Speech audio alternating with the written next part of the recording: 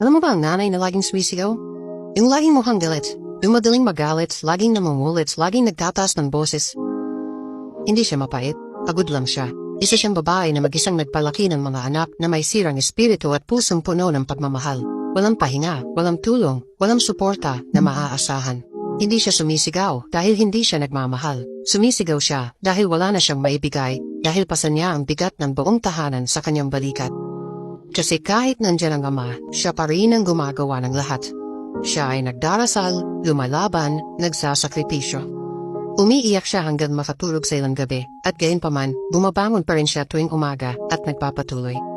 Ang Diyos ang kanyang kanlungan, ang kanyang mga anak ang kanyang dahilan, ang kanyang pagmamahal ay hindi matitinag. Hindi lang siya ay ina at ama, isang mandirigma, isang tagapagtanggol, isang pusong hindi sumusuko. Hindi siya naghahanap ng papuri, pero nararapat siya sa lahat ng iyon. Nararapat siyang magpahinga, nararapat siyang makaranas ng lambing.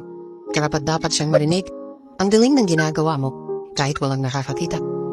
Nagkaroon siya ng tamaliks, kumiyakino alim sa kitawan sa Diyos dahil siya na lang ang natitirang lakas niya. Dahil sa kaibuturan, alam niya na kung siya'y pumagsam, wala nang ibang magpapanatili ng lahat. Kung kasama mo pa ang iyong ina, yakapin mo siya, pahalagahan mo siya, patawarin mo siya kung hindi niya palaging naipakita ang kanyang pagmamahal sa paraang kailangan mo. Siya ay nagtataguyod lamang at ang kanyang pagmamahal ay ang paraan niya ng pagkapit.